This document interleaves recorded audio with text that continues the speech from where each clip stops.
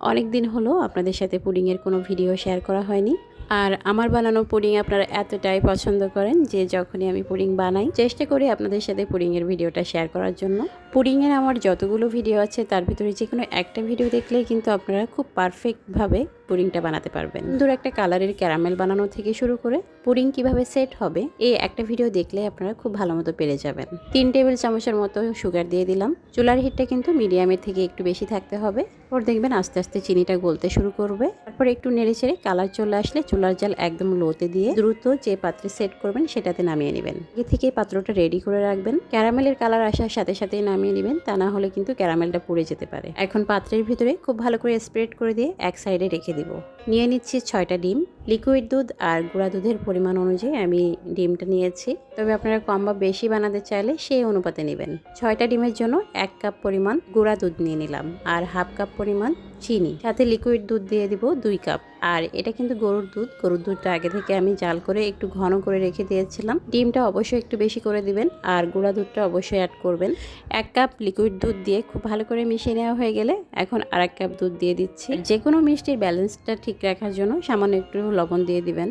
Vanilla essence half চা চামচের মতো দিয়ে দিলাম। আমি কিন্তু কফি মেকার দিয়ে খুব ভালো করে মিশিয়ে নিচ্ছি, তাই বলে আপনাদেরকেও যে এটা দিয়ে মিশিয়ে নিতে হবে এমনটা না, আপনারা যে কোনো হুইস্ক বা চামচ দিয়ে মিশিয়ে নিতে পারবেন। পুডিংয়ের ব্যাটার একদম রেডি, এখন এটা স্টিম করতে হবে। আগে থেকে ক্যারামেলটা রেডি করে আমি সেট করে রেখে দিয়েছিলাম, এখন সেই পাত্রে ঢেলে দিলাম পুডিংয়ের ব্যাটারটা। আপনারা যারা ওভেনে বেক করতে চান ওভেনে করবেন, অনেকেই প্রেশার কুকারেও বেক করে, তবে আজকে সবার সুবিধার জন্য আমি চুলায় স্টিম করব। তার জন্য হাফ লিটারের মতো পানি দিয়ে দিলাম। একটা স্ট্যান্ড বসিয়ে দিয়েছি। স্ট্যান্ড অবশ্যই বসিয়ে দিতে হবে, তা না হলে ক্যারামেলের কালারটা কিন্তু কখনোই সুন্দর হবে না। আর যদি স্ট্যান্ড না থাকে তাহলে যে কোনো একটা বাটি বসিয়ে দিবেন। এখন পুডিংয়ের পাত্র আর হাঁড়িটা, বড় হাঁড়িটাও কিন্তু আমি কাভার করে দিলাম। 25 থেকে 28 মিনিটের মধ্যেই কিন্তু পুডিংটা একদম সুন্দর মতো সেট হয়ে যাবে। পুডিংটা যদি ছোট হয় তাহলে 20 থেকে 22 মিনিট সময় লাগবে, আর যদি বড় হয় তাহলে 25 থেকে 28 মিনিটের মধ্যে হয়ে যাবে।